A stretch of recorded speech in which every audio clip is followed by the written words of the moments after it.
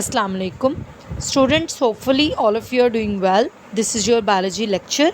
Today we are going to start the new chapter, chapter number 12, coordination and control. So students, first of all हम coordination को understand करेंगे. When body works as one unit in which its different organs and systems cooperate and work in harmony with each other. So students, जब body जो है वो एक unit के तौर पर वर्क करे मींस बॉडी के डिफरेंट ऑर्गन सिस्टम टिश्यूज़ और सेल्स आपस में मिलकर एक यूनिट के तौर पर काम करें, हार्मनी में काम करें, तो ऐसी सिचुएशन जो है वो कोऑर्डिनेशन कहलाती है. इसकी एग्जांपल है when we are writing something our hands and fingers work in collaboration with our muscles, eyes, thoughts etc and then very intricate movements result.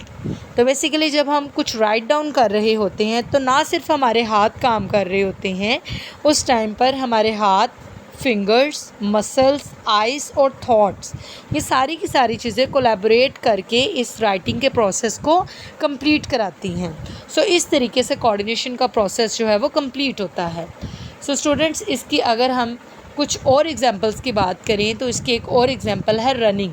Means जब कोई इंसान रन करता है, भागता है, तो उस टाइम पर उसकी बॉडी के डिफरेंट मसल्स, टिश्यूज़, ऑर्गन और ऑर्गन सिस्टम्स एक साथ मिलकर कोऑर्डिनेट करके उस प्रोसेस को कंप्लीट करवा रहे होते हैं. Types of coordination. There are two types of coordination in organism. First coordination की टाइप है nervous coordination, brought about by nervous system, जो कि नर्वस सिस्टम पर फॉर्म करवाता है, और नर्वस सिस्टम जो है वो ब्रेन और स्पाइनल कॉर्ड पे मुश्तमिल है. सेकंड वन है chemical coordination, brought about bye endocrine system, जो कि एंडोक्राइन सिस्टम पर फॉर्म कराता है, जबकि एंडोक्राइन सिस्टम जो है वो एंडोक्राइन ग्लैंड्स पे मुश्तमिल है. Here is another interesting information. Coordination also takes place in unicellular organism. Coordination जो है वो यूनिसेलुलर ऑर्गेनिजम्स के अंदर भी होती है. The response to stimuli is brought about through chemicals, और ये स्टिमुलस को रिस्पॉन्स करते हैं केमिकल्स के through. Animals have both the nervous and chemical coordination system in their bodies. जानवरों के पास नर्वस और केमिकल कोऑर्डिनेशन सिस्टम दोनों मौजूद होते हैं, जबकि प्लांट्स और दूसरे कुछ लिविंग ऑर्गेनिज्म के पास सिर्फ केमिकल कोऑर्डिनेशन मौजूद होती है.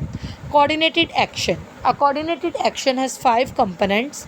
फर्स्ट वन है स्टिमुलस, सेकंड वन है रिसेप्टर, थर्ड वन है कोऑर्डिनेटर, फोर्थ वन है इफेक्टर और फिफ्थ वन है रिस्पॉन्स. फर्स्ट वन हम स्टिमुलाई को डिस्कस करेंगे. स्टिमुलस बेसिकली इन्वायरमेंट के अंदर एक ऐसा चेंज है जो कि लिविंग ऑर्गेनिज्म के अंदर रिस्पॉन्स को प्रोवोक करता है. What happen when we touch a snail. क्या होगा कि अगर हम किसी स्नेल को टच करें. We might have seen the flowers of sunflower plant moving towards the sun, और इसके साथ साथ हमने ये देखा होगा कि सनफ्लावर प्लांट के जो फ्लावर्स हैं वो सन की डायरेक्शन की तरफ मूव करते हैं.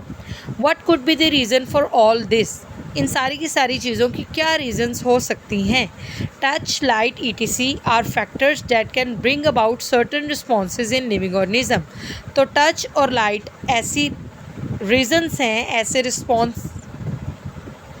रिस्पॉन्स कॉजिंग स्टिमुलस हैं जो कि ये सारे के सारे चेंजेस लाते हैं. These factors are called stimuli. ये फैक्टर्स स्टिमुलाई कहलाते हैं. We can define a stimulus as any change in environment external and internal which can provoke a response in organism. Basically external और इंटरनल इन्वायरमेंट में आने वाला वो change जिसकी वजह से लिविंग ऑर्गेनिज्म जो है वो कोई रद्द अमल शो करे, कोई रिस्पॉन्स शो करे, वो स्टिमुलस कहलाता है. इसकी बेस्ट एग्जांपल है अगर हम किसी हीटेड चीज़ को, किसी गर्म चीज़ को हाथ लगाते हैं तो हम फ़ौरन से अपना हाथ जो है वो पीछे हटाते हैं. बेसिकली वो हीटेड चीज़ जो है वो हीट जो है वो स्टिमुलस है. More examples of stimuli are heat, cold, pressure, sound waves, presence of chemicals, microbial infections etc. Next one है रिसेप्टर्स।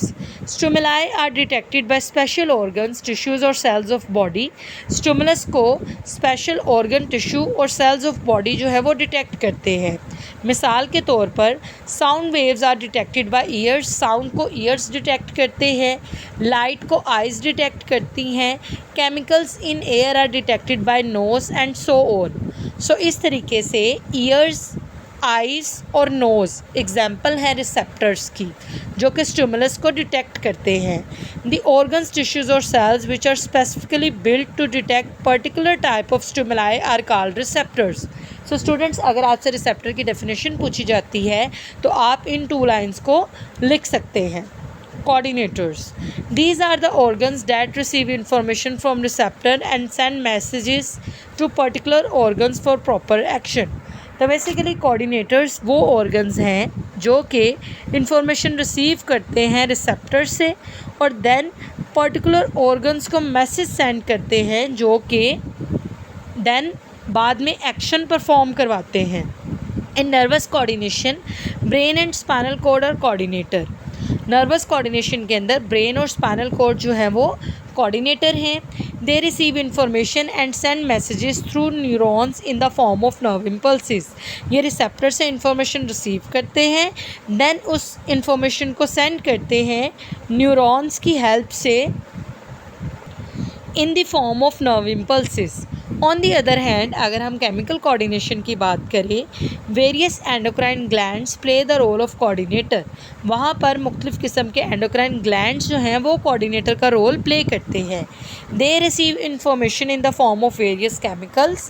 ये इंफॉर्मेशन को वेरियस केमिकल्स की फॉर्म में रिसीव करते हैं and send messages bye secreting particular hormones in blood. और blood के अंदर ख़ास हार्मोन सिक्रीट करके ये मैसेजेस को सेंड करते हैं। इस तरीके से कोऑर्डिनेटर्स जो हैं वो अपने रोल को प्ले करते हैं। सो स्टूडेंट्स, बेसिकली आपने इस पूरे लेक्चर को अंडरस्टैंड करना है, इसको लर्न करना है, देन इसको राइट डाउन करना है। ओके जी, अल्लाह हाफिज़।